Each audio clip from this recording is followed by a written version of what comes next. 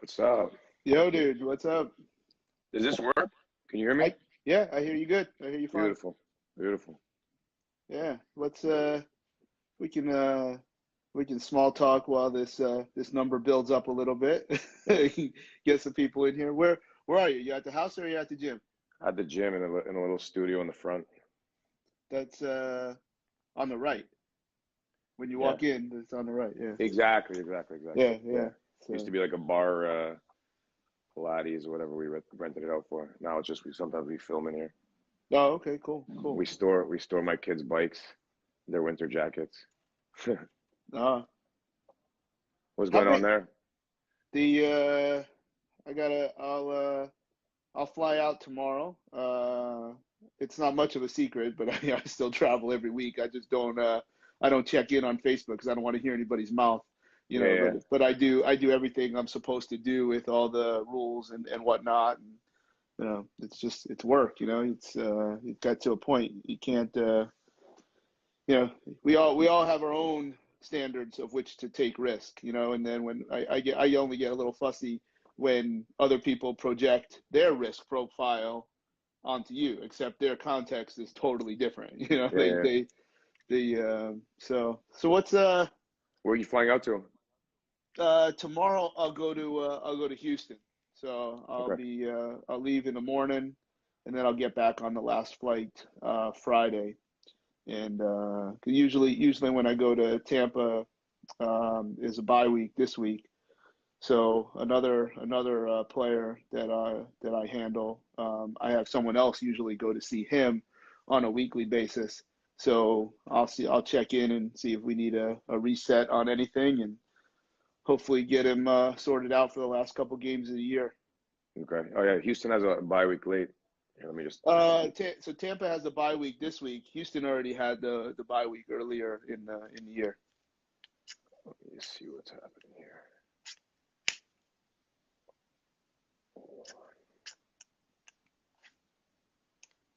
What are you looking up? The schedule? No, I I Uh, I uh I sent it out to a few people to check it out. oh, okay, okay. It's All right. Yeah, so what's the latest up there, man? They keep jerking you around, huh? yeah, yeah.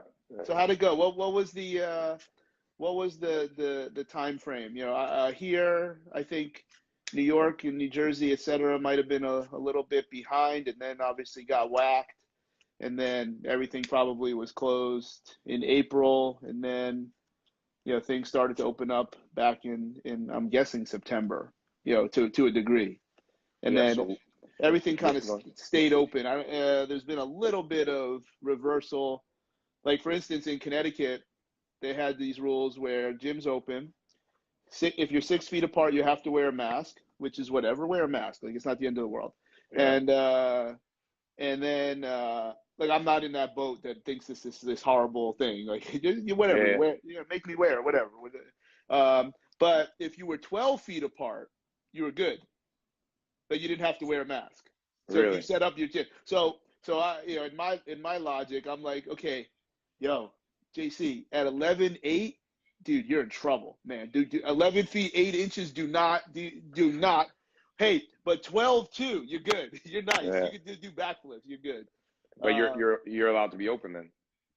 yeah, everything's open by law. Like, I think everything, all the gyms still have significant restrictions on the percent capacity.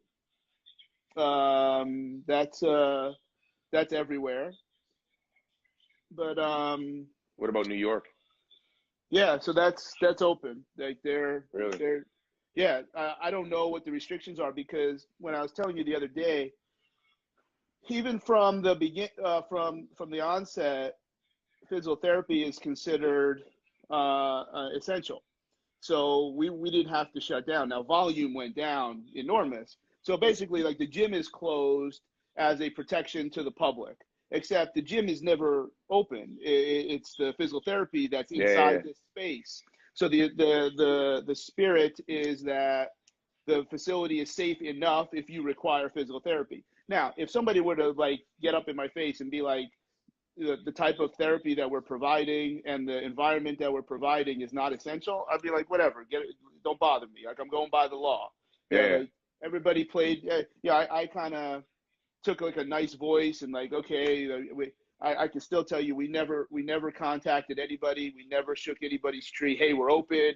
Hey, JC, we got to take care of your knee, man. You haven't been in a while. Like nothing, nothing like that. These were people yeah. that they were people that asked. And then the reality is, you know, you ever been to Drive in the city? You ever came by Never, ever? I mean, never. I think I might have been there a long time ago for George might have had a press conference, like not like a open workout when we were doing shows in New Jersey and New York was not allowed.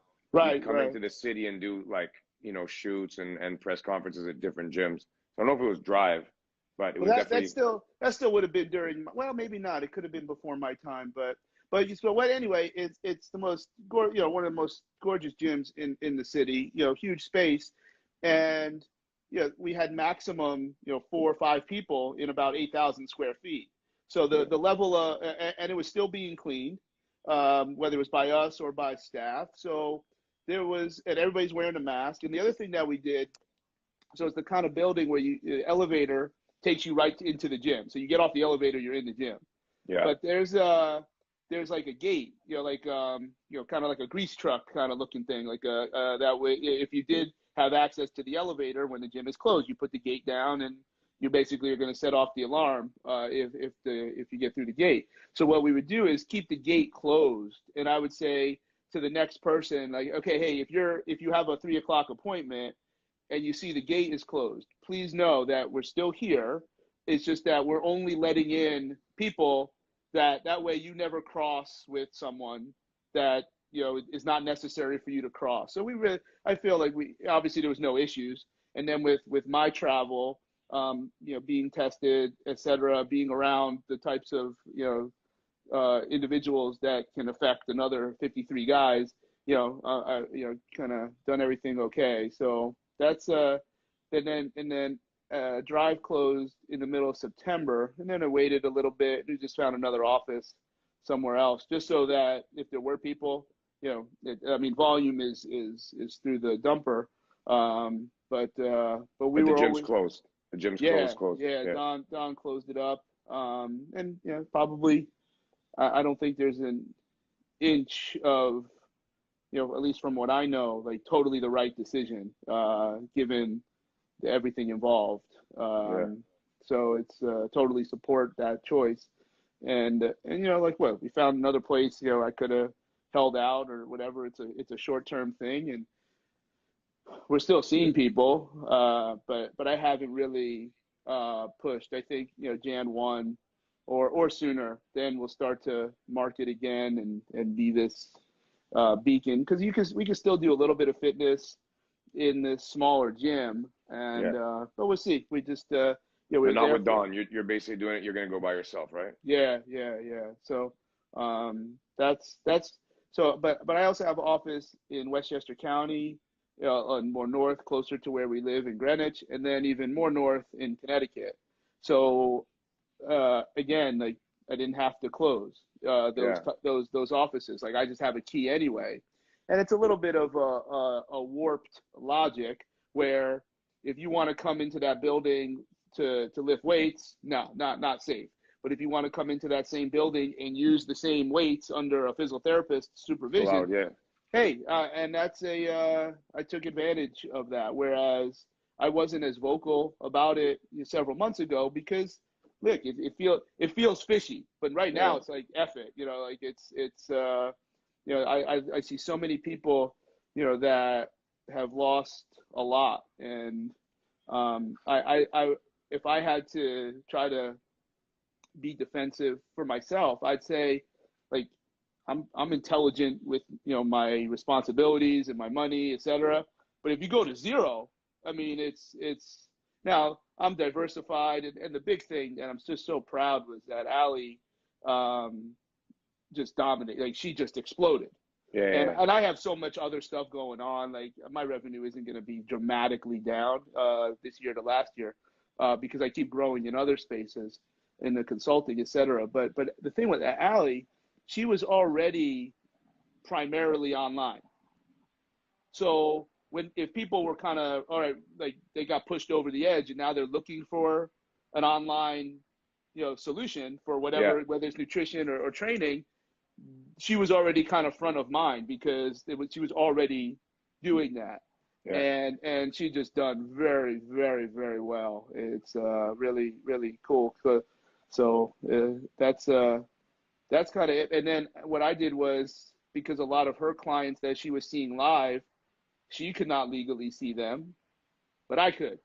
So I just took over, what she was doing, and Yeah. it's totally above board. Like it's I did a podcast with some marketing character. I'm not too familiar with his work, but I kind of wanted. I told him this is what I'll talk about, and he's like, "This is awesome!" Like about how when gyms were closed, you could, if you had a physiotherapist or a chiro or any healthcare provider, if they're there, you can do business as usual. That's Like what we heard. Yeah. That's I what we heard too. don't know, and I don't know if everybody took advantage of that, because you really need to have a very, very good relationship with the with the healthcare provider, because there is risk on the part of the healthcare provider that they're assuming, but there's a way to do it, and I mapped it all out. But he did some weird thing where it's like, to get the real goods, you had to pay to listen to a podcast. I don't know, whatever. It was fine, but so we were able to. I was able to see her clients, and then that opened her up to take more online, and it's turned into now once we got out of it, once football started for me in the summer, everything's been my schedule's kind of normal now. Yeah. Where I'm just not I'm in the city 1 day a week, which is if it was really busy this time last year, it would have been 2 days a week. It would not have been 3. So that's where we're at here. But yeah, now other state, because every state is different. Like I think where you're at in Ontario, where I'm most times, they're kind of together, in their restrictions. But Well, we were a bit worse than them. I spoke to Matt Nickel today, and yeah, they're locked. I mean, they're locked down, but they were able to open it up at some point. yeah. So We're locked. I can come in, like I'm my the attorney that I use to for my immigration. He's like, you're fine, you can come, but I still have to, just like every single person has to do the 14 days, and then but it didn't matter, because if we had played in the games that just happened for the window for FIBA for qualifying for Yeah. 2024, we wouldn't have been able to practice. So let's say everybody did show up 2 weeks ahead, which is a significant thing for everybody. That's just You're not locked what in we. your hotel room. Yeah, it's like not what we do. It's like you're gonna ask player. The second division, well, not second division, but like the non-Euro league. That's the top league in Europe. The league below, and a lot of those players are just as good as the top players. They're the ones that could play in these windows. So they would they wouldn't their break would not have happened early enough to support the 14 days. Yeah. Yeah. So, and then even if we did all that, we didn't have a place to practice. And now you're like the national team that's somehow going to find a loophole. Not a good look. Yeah. So all of our the front office and the stuff, they just handled it, and it was look, if it was just me, I'm sure the show would go on. But it was. Where are they out of now? Where would they practice now? Nothing. Like we just didn't. Zero. Yeah. So I don't know what the status of the 2 games. Like if we get a chance to make them up, because you do need the points to qualify for 2023 and 2024. But I don't know the status of it. It was other teams are playing all over the world. I think the games are kind of done now, but or maybe not. I don't know when they were scheduled, but yeah, from what I hear, Toronto is all on lock. Yeah, Toronto's not doing well, but we're Yeah, doing actually just as bad. yeah. Yeah, What we're was doing. the time frame though? Because you were able to open up, right? Well, we were myself and Maddie. We went to. Are you familiar with XP in Miami? It's like a football Yeah. I've facility. heard of it. Yeah, I've heard of it. Yeah. So we were training. I was training a few athletes out of XPE in March. So I was there in March, and just by chance, we came home on I'm going to say March 14th, and on the 15th, everything was locked down. So we were Yeah. lucky, and we didn't have to do the 14-day quarantine based on when we came back. So we missed it by a day, and then the gym closed the next day, and everything was locked down. So literally, no school, no gym. You weren't even allowed. So we were locked down till I want to say maybe July of nothing, of gym not being open, like zero. And then in July they put in restrictions on, okay, you can have X amount of people in the gym per square, I don't know if per square footage, and we opened up regularly, but you've seen the gym when the gym's humming. There's classes going on. There's a lot of people in the gym, Yeah. so we had to cut everything by more than half of any class we did. Same restriction. We didn't have to wear masks in the gym to start, and then it was masks were you had to wear a mask if you were in a common area. So if you were walking around not in the gym, or if you're in the washrooms, people weren't allowed using the showers or the locker room. So it went from there, and then the cases got so bad, I think in October they shut everything down Mm. again. So completely locked down, and now there's a gray area with one-on-one training. So therapy is allowed. So a lot of the hockey players that I know of are they're going to skate. They're going through the back way of a gym that's not in a red zone, and Yeah. you have Yeah. to, if they get caught, they have to say there's a therapist in the building and they're there for therapy or something like that. But other than that, Yeah. I mean, that's the only gray area there is. Myself and Maddie, we went online with those free lives as of, I think, the first day of lockdown, and we just went till the gyms opened up again. Yeah. But that's turned into, like what I talk about, like some things that you're kind of pushed into. That's going to be like a regular thing for you now. Like you've done all this Yeah, filming with you and your wife, and it's probably a good revenue thing. it's great. I mean, that's what's actually So the only, talk yeah, about that. Like what did you guys decide to do? And because the shutdown kind of pushed you towards it. exactly. Good idea. You're probably never against it. I was never against online training, but I did it, and we pushed into it a little bit. So talk a little bit about that, like what everybody sees these snippets on Yeah. social. So I never was into online training. I just didn't have the time for it because everything was in person. Yeah, And I'm still, I was doing 70 hours a week at the gym. So online never occurred to me at all, and I just couldn't get into it. I was just too busy. So once the lockdown hit, I was doing these live classes, like we call them, like live classes, where it's, either way, lower body conditioning, upper body, full body, different types of, let's say, workouts, and people loved them. So we're getting huge followings, like Maddie. We were getting like 1,500 people, 1,000 people on an IG live, and we just kept doing it for, we had nothing else to do, to be honest. I mean, I was yeah, doing a few Zooms a day of people who were, at home, but we just came in every morning. We did these, religiously almost every day of the week, and then the gym popped in. So some of the trainers did, like, let's say 1 day a week, 2 days a week, and we had these great, um, people just loved them. And then once we opened up again, we were like, we might as well keep doing this and have it as another, income.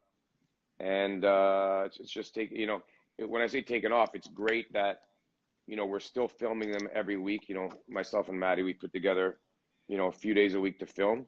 But it's just worked out well. Is that people who are scared to go to gyms, or the gyms are closed and they can't get in, are able to sort of work out with us. And it went from being, just, these intense classes where it's just, nonstop and full body, and to now in the library, we have an exercise library, so I can actually put together a workout of something I do that would be less, it would be more something I would prescribe to a client than just an overall workout that there's no, you know what I mean? Like it's not yeah, one yeah, exercise after the other. It's more, it's more of a program I would design. So yeah, we have yeah, exercise library like that. We have classes. We have even small little, if people only have 20 minutes, they do their workout twice, like that we set up. So it's worked out well. I'm happy about it, and there's no end in sight when it comes to, we just set our record case today, so there's no way that Yeah. the government's going to open up any time before, let's say, February, March. Yeah. Well, the next time I have to be up there is February, so hopefully things are better then. I mean, again, I can cross. I'm allowed, Yeah. but I don't know that I have 14 days, or Canada Basketball has a location for me to camp out for 14 But days by then, on their it won't be dollar. 14 days. By then, it won't be 14 days. Yeah, By it'll then, be different. it'll be probably like, as long as you get tested, it'll probably be like 7 days. Who knows? With the Yeah, vaccine, who knows what they're gonna do? yeah. Anyway. All right. So that's all the present. Let's go back.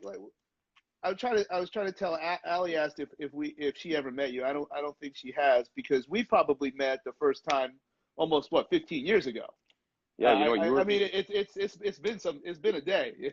It's crazy. As you were working, I don't know if it's Galileo. What was the vibrating platform? What was it called? Oh, it was Galileo. In North America, they called it different. So in the period of time that I had finished in the NBA, but before I went to Marine Corps, I buddied with that company because I had bought it when I was with the Sixers. Yeah. And that was, I mean, just like a lot of these consultant things, they kind of evaporate after a while. But that was the time where Power Play had just like dumped like blip millions and millions, just giving them away like candy. Like, I wish people had known at that time, like if they really knew how many people didn't buy a Power Plate, if they would have still been so favorable towards it. Because if they knew how many people got them for free or just got them at cost, it was pretty staggering. We got a wave for free. Remember the wave? Yeah, sure. That was like a big one, right? Yeah, exactly. Yeah. So we got a wave for free, and but again, at that point, I didn't know much about any kind of vibrating platform. I think you were just in the it was a Perform Better seminar, and you were just in the, I guess, in the showroom with yeah, because Perform Better was selling it. Yeah.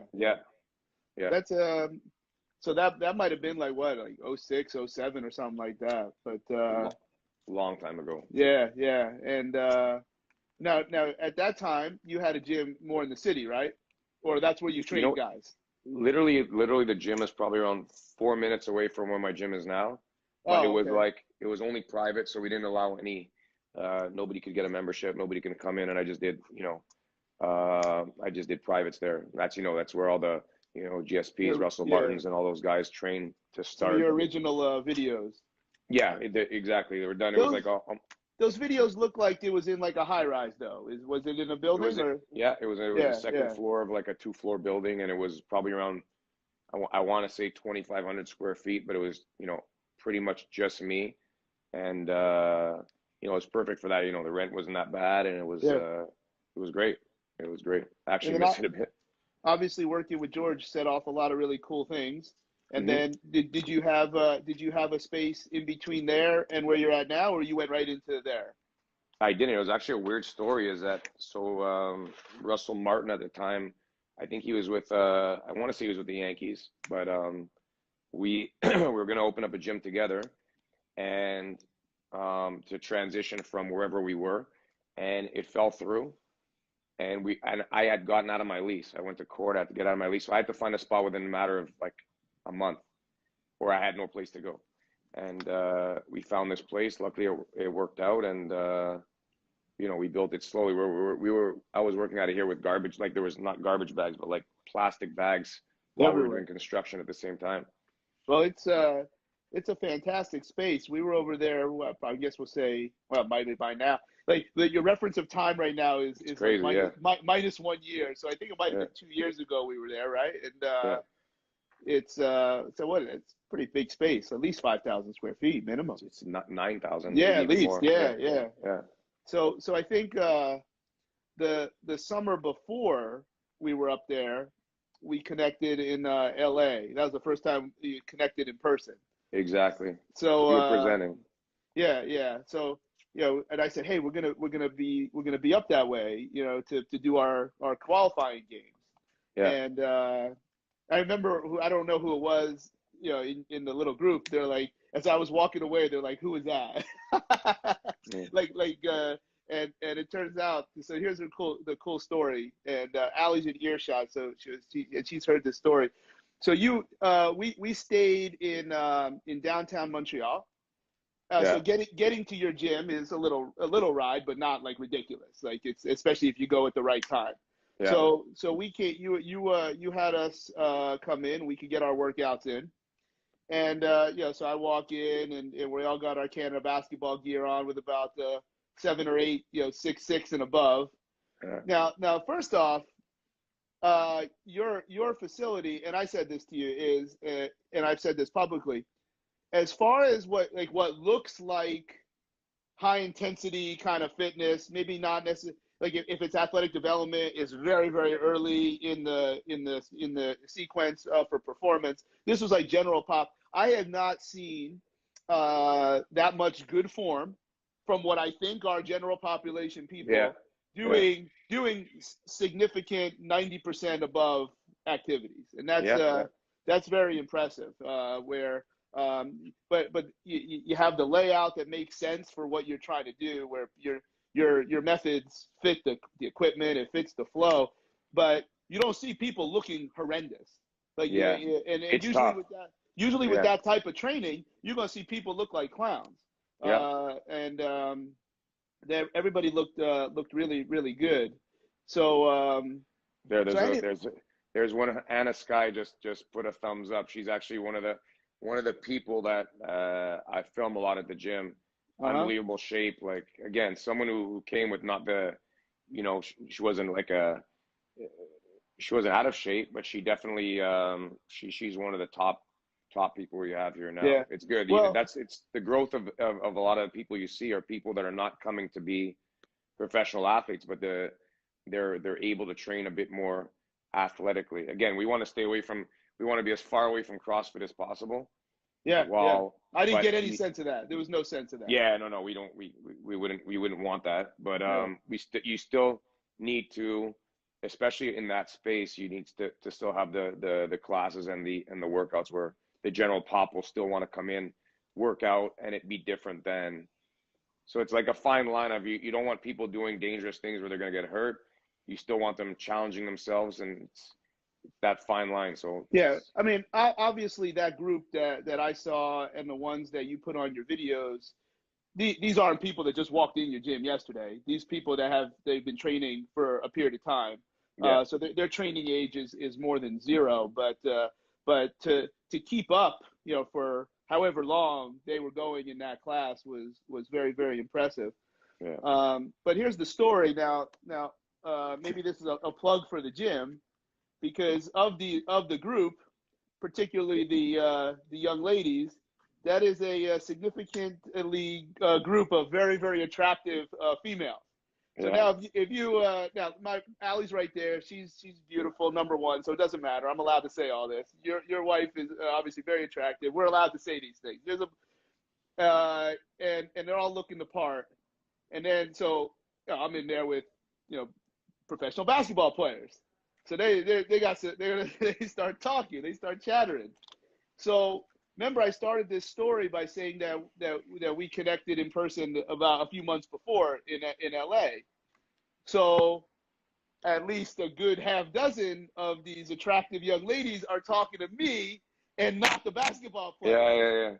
yeah. To this day, that story has legs on our WhatsApp groups and whatever. And like the players can't say a word. They're like, "Yep, hashtag true story, true story." Yeah, like no, they were talking to me. They're not talking to you. So that was fantastic. That was a lot of fun, because if I got something over those guys at any point, then I'm gonna ride it until I can't ride it anymore. They're more impressed with functional training than they are with professional basketball. Well, they those guys are used to doing whatever they want, so that was fun. And Yeah. if I need to get them to shut up every one time, like, hey, maybe we'll go back to Montreal and you could act the part. So that's I think probably when I was there, I think I don't know if people would realize this. I mean, you see a professional basketball player, you kind of know who you could tell, like, okay, this is probably professional basketball player. But a lot of professional athletes that come through there, they might look like regular people, like Yeah. hockey players, a lot, might even be my height, or if you're 2 inches taller than me, then you're tall. So our height, and then a lot of the fighters, don't always look significantly intimidating. Exactly. So I don't know if there was any of them in there at that time, but the fighters that I've dealt with, yeah, if they're a big name, you kind of know who they are, even if they're Yeah. not this giant. And the more the amateurs are some of the more bigger guys. But yeah, that's that I couldn't. But I'm sure they're probably training a lot of the same ways that you see those general fitness. If they're just getting in shape, right? No, I mean, I like to separate the athletes, like whether they're fighters or the only thing that you know, that definitely different from the general public is that Yeah, a hockey player and a fighter and a not I want to say football player, but they'll be similar in the way they train. The only thing that really, depending on where they are in their progression is their work to rest ratio on their conditioning. I mean, a lot of the lifts will be similar. I mean, it won't be so different from a hockey player to a fighter. Just that, a fighter has it pretty tough, as they have probably around 19 practices a week. Their bodies will break down a bit faster than a hockey player that'll be here during the off season, and you don't know how many times on the ice. But other than that, they're just seeing you.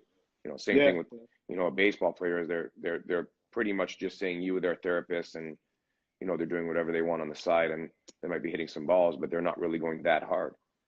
So different than I don't really like to have the professional athletes do those classes that much.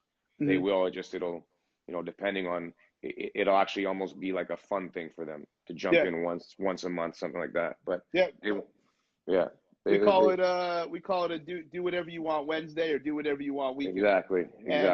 if they wound up with a lighter week for whatever reason that the programming was, you can bring some heat on a Wednesday and get Yeah, into some what I would call a concentric heart training, yeah, where if you can maintain form at a significantly high heart rate, then that it kind of other people might describe that as lactic. That's not what I'm looking at, because that's not the problem.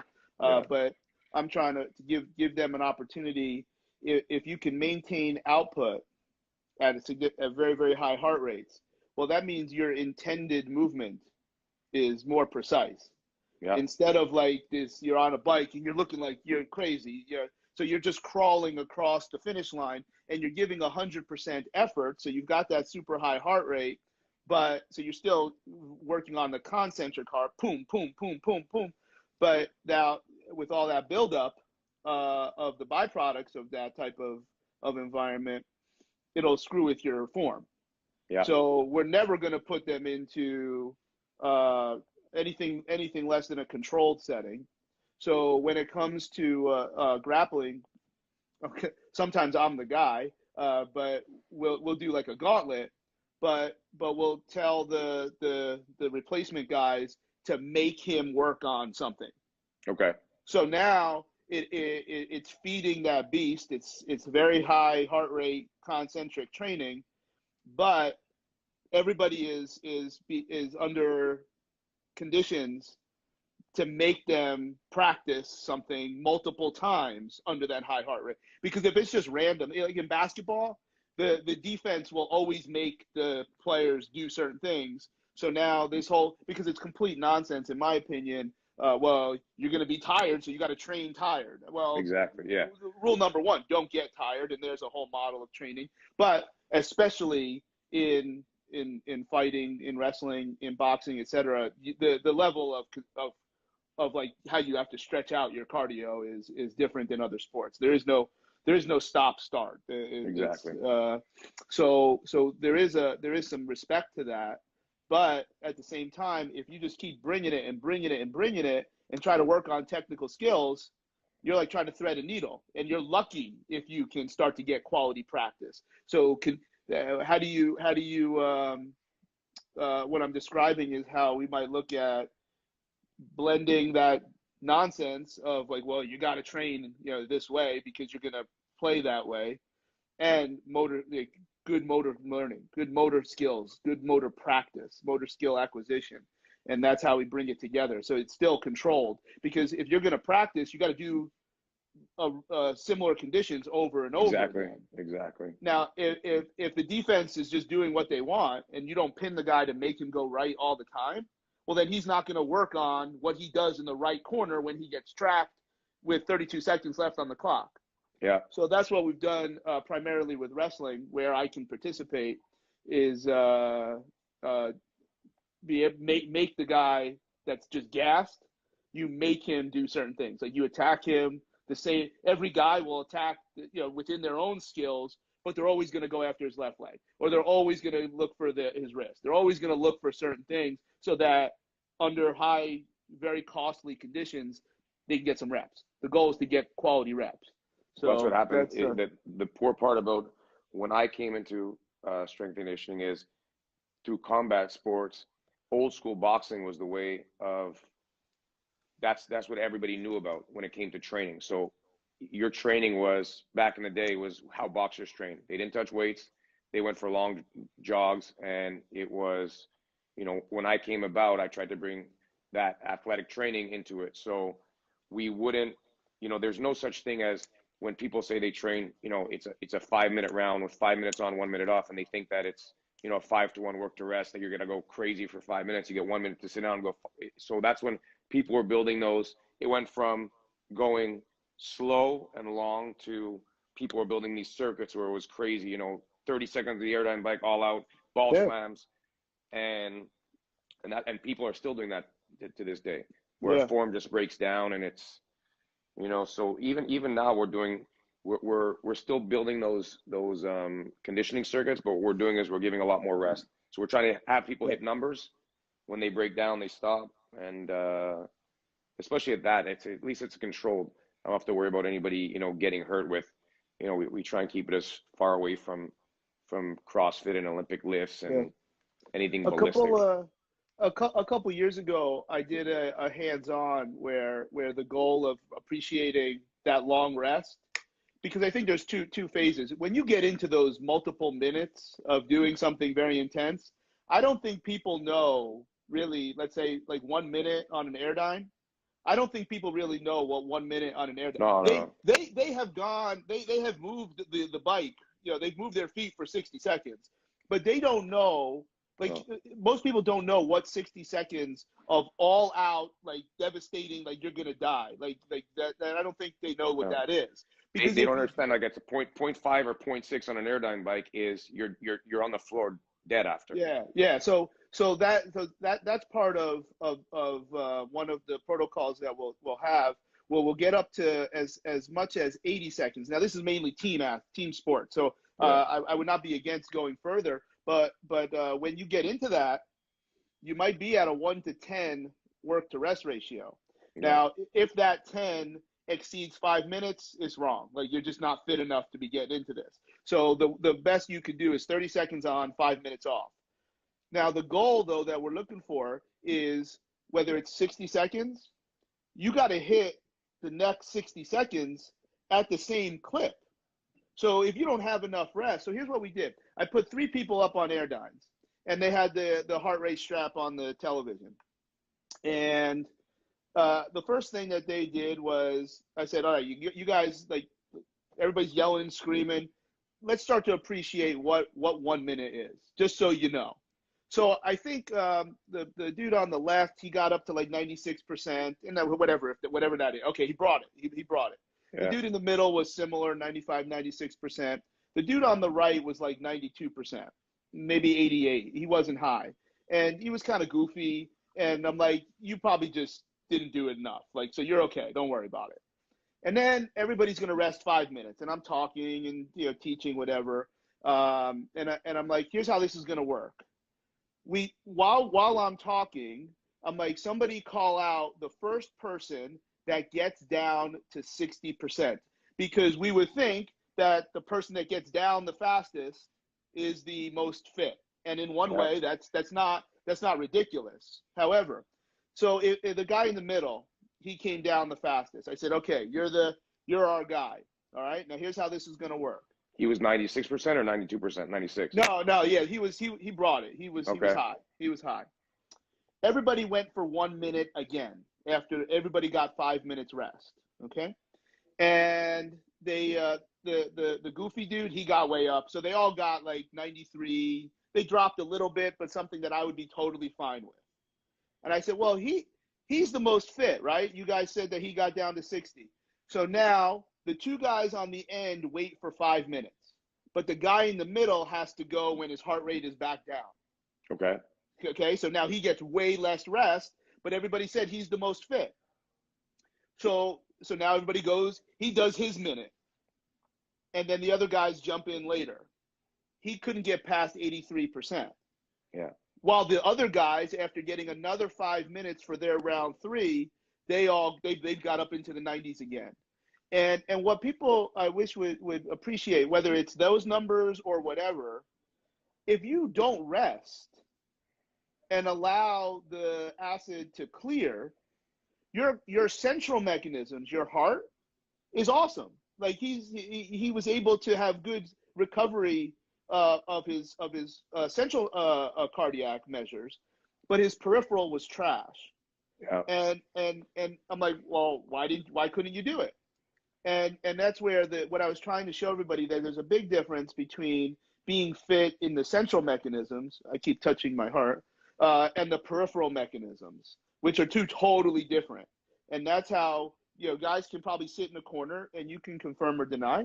Guys sit in a corner, their heart rate probably comes back down, but they can't strike or kick as hard, and they can't last nearly as long as they did to get there, because yeah, it's not the heart that they're overcoming. It's clear it's the local muscle acid that after it separates from lactate, and because lactate is useful when you come out of the corner, but it's the hydrogen ions that's what you feel, and that's why taking longer rests is the answer. Like, you have to do it. If you don't, that means your second effort, in theory, second, third, however long it takes, your effort is this high, but your output is here. And when you're dealing, especially with athletes, this is, in my mind, very dangerous, very inefficient way to get after it. And I think that's where a lot of guys get banged up. And once someone breaks down, once they feel that, and they feel it fill up, and they mentally break, that's dangerous. Because once they're mentally broken, you don't really see them come back. Like, if you watch a fight and you see someone, there's an instance where something will happen. You'll know if you're watching a fight, and you can judge it, and you'll see an effort level. Let's say you're trying to take someone down, you're against the fence, you're trying hard, you're giving. I base it based on numbers, and that's how I'll analyze a fight sometimes, based on how much effort someone puts in. So if you're a striker and you're just striking with me for 5-minute rounds, so 5 minutes, 3 minutes, and 3 rounds, it's not that taxing on you. Now, if you're a striker and I try and take you down, and you got to get up, obviously there's different expenditures. But if I'm trying to take you down, I'm giving my 9 or 10, and I'm doing that for 20 seconds against the cage, 25 seconds. I take you down, you pop back up. Sometimes that happens enough in a fight where someone will break, and then they're broken. And it's very tough for them to get back, mentally and physically, because they'll feel what you're saying physically, but even if they've recovered, they can't come back.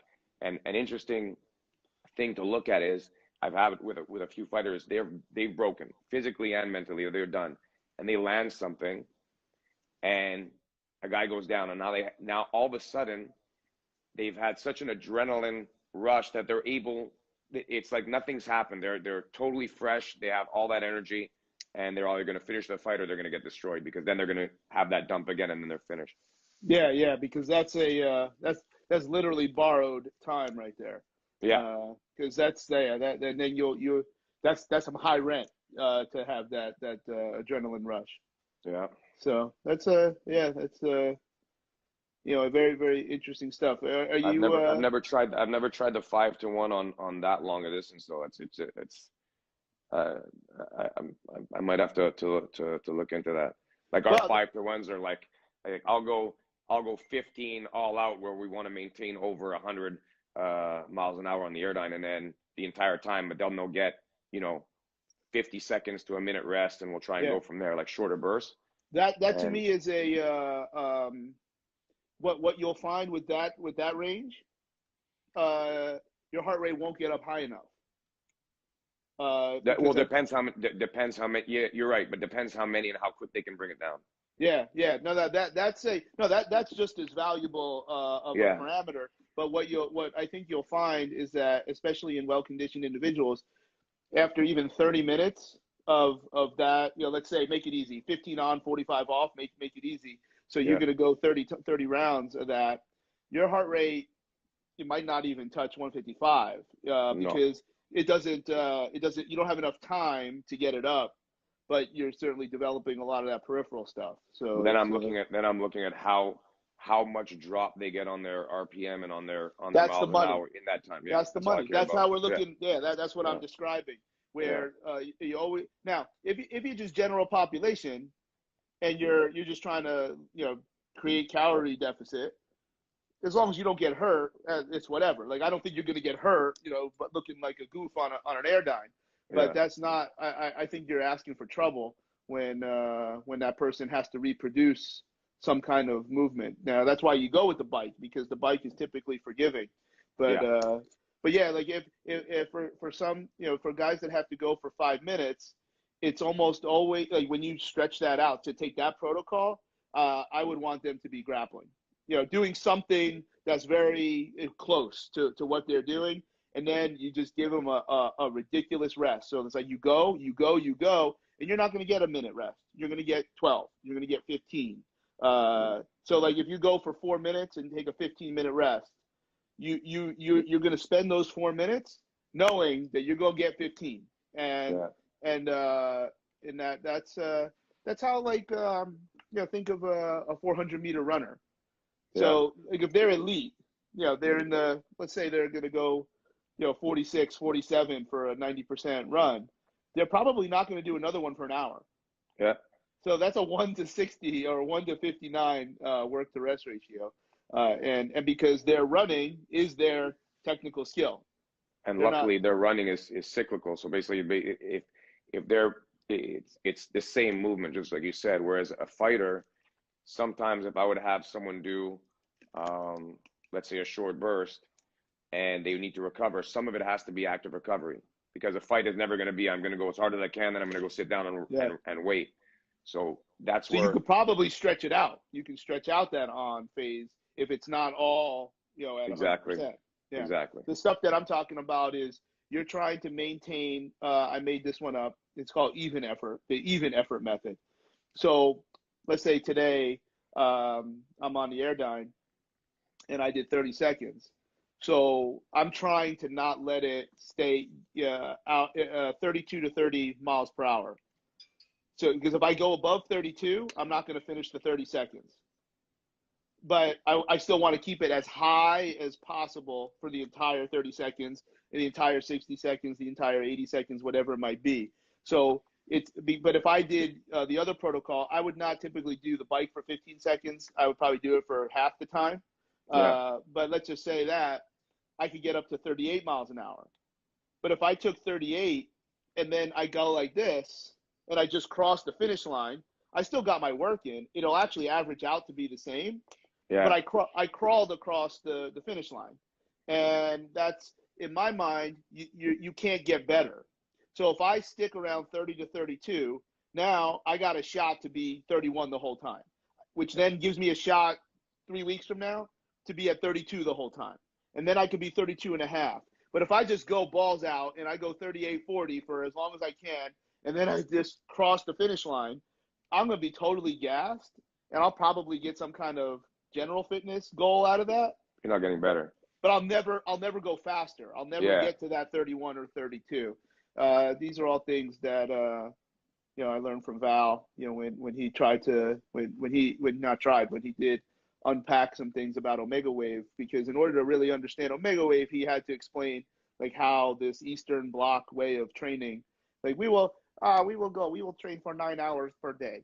dude, you were on the track for 9 hours, but you weren't doing something for Yeah, nine yeah, yeah. hours. You might have done nine things in 9 hours per day. So it's interesting how you can learn all, try to see you know You were in the Finland way. for a while, weren't you? Or you weren't in Finland? No, there was a couple years, I think 3 years in a row, when Omega Wave. Well, I think Omega Wave is still headquartered there, but Val was there, and that's where he lived. With their that was everything was happening there. So three winters in a row, we were able to go over there and look at our research from Canada Basketball, but also, I mean, the story was we're driving in because I stayed at his house. They put us in like a lot of the workers' houses. They had extra rooms, and I said, Val, like you always say, Omega Wave is a solution. So it's a solution to your problems because you made this up. You found, you and whatever the other fellow's name is. I said, if I need to if I can understand Omega Wave through your eyes, I'll understand it because I don't understand enough about how you train people because Omega Wave is driving your catalog of training choices. Yeah. So for the rest of that trip in Finland that you're referencing, he taught us his, for explosive team sport. So that's where you have to tinker a little bit to get into the grappling, where the on phases are much longer. But that's where I started to learn a lot of what most people would call like Eastern Bloc training. You, I, rem, I remember, I'm telling you, I don't know when it was, but I think you would recognize me from training George or something. We were talking, we hit it off, and you were trying to explain to me the platform, and it was like Chinese to me. Yeah, you were way too smart for me, and you were talking about shearing and angles and this and that, and the Omega is this compared to and I was I was trying to just nod my head and just not look too stupid and just trying to understand and then just go on my I way. don't remember. I It, gotta get better, man. I gotta get better. I gotta it get was better. So crazy. You were going to so much science about, and that was the, I mean, Omega at all. Power plate controlled the marketplace. So all I've at that point, all I had seen was power plate, but I didn't even know about vibrating platforms. So yeah, yeah. it was all, I knew nothing about it. Well, it doesn't seem like any of them stood the test of time. But anyway, I think at that time Galileo, which is different than Omega Wave. Omega Wave is like the readiness measure. At that time, Galileo dominated the world. In North America, that's where Power Plate had done very well because the fellow who I worked for just wouldn't keep up. Like whether he didn't have the money or whatever, but Power Plate just flooded the market, man. They Yeah. every team had one. And look, if you're gonna use it, just lay on it. It's like a big, put a foam roller on it. But I think most people know when you stand on it, you feel it in your eyes and you feel it in your teeth, and like it's Yeah. hey, if you think that's okay, go ahead, you do it. Well, Yeah. you're supposed to bend your knees. Well, what if I don't want to bend my knees? Why should I have to do it in this particular way? It's a scientific, anyway. So but I'm not up to date anymore on that stuff.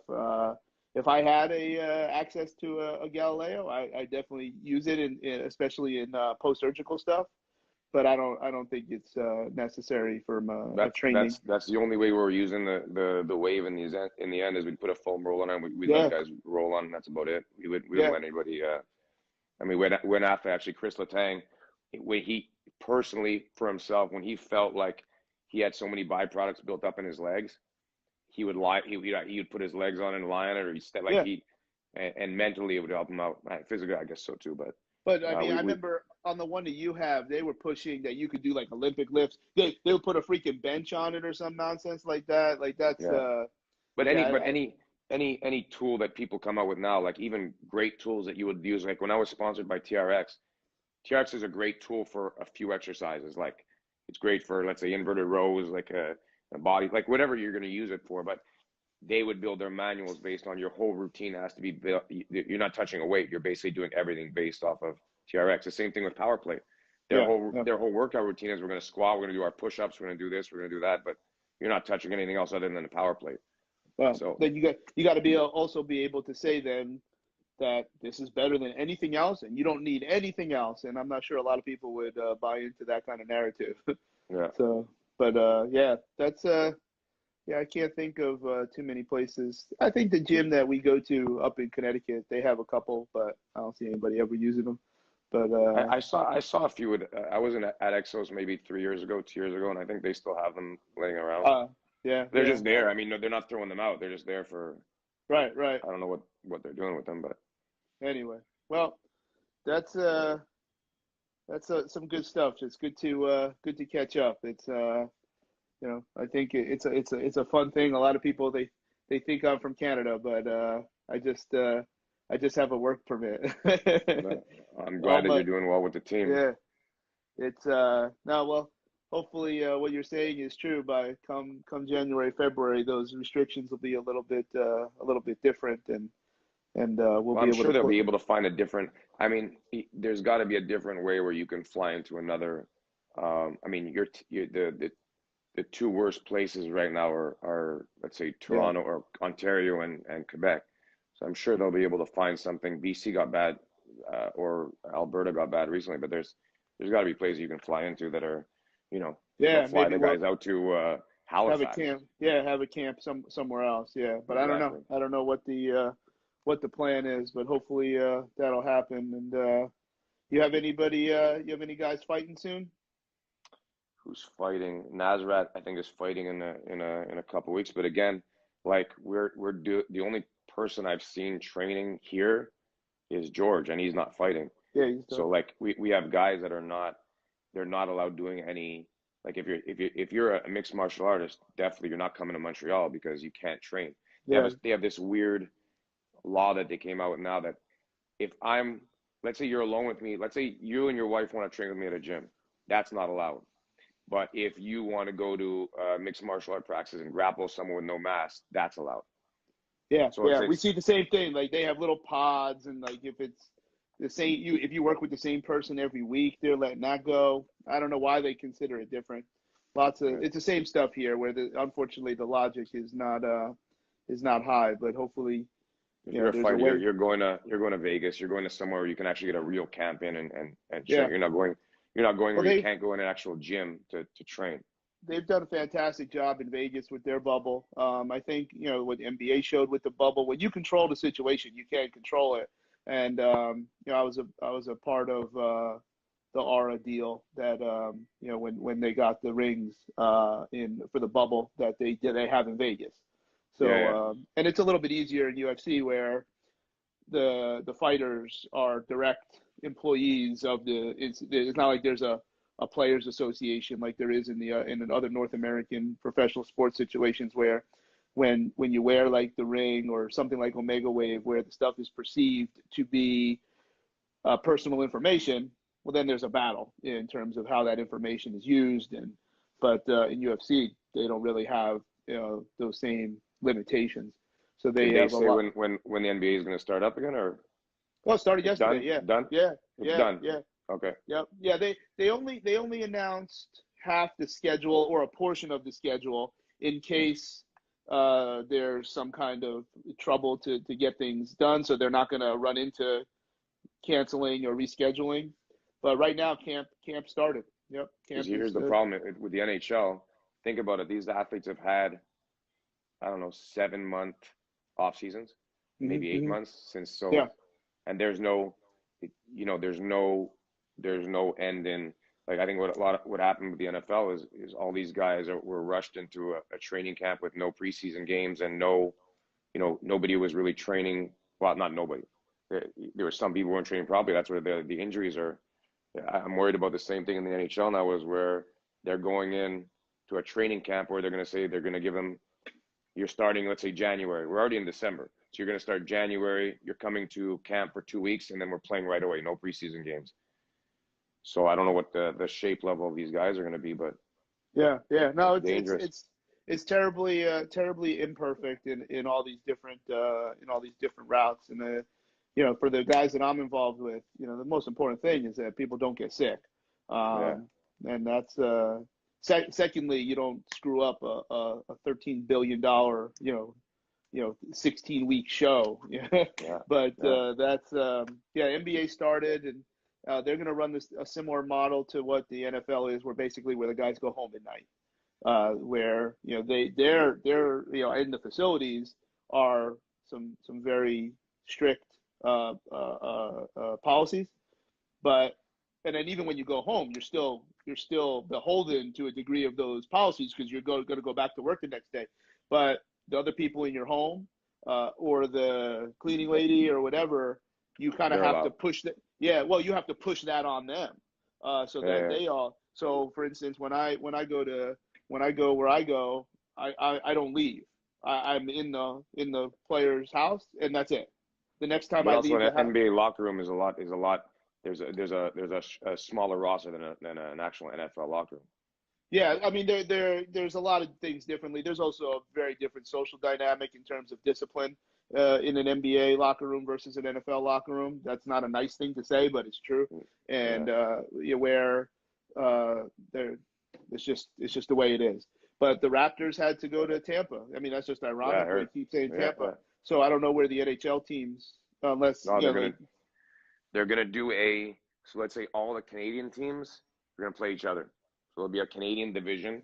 Oh, There'll okay, be yeah, a let's say metropolitan division or an eastern division where all the let's say New York teams that are on the coast, let's say New York, Long Island, Philly, Boston, uh, yeah, yeah, Washington, they'll play each other, and then there'll be, you know, Vegas, Arizona, LA. I guess they'll have their own divisions, and yeah, yeah, then they'll do a bubble later. It'll be like you'll play in your city for X amount of games. So it'll be, let's say they'll do 4 games in 7 nights, yep. and then you'll go back home, then you'll go to another city.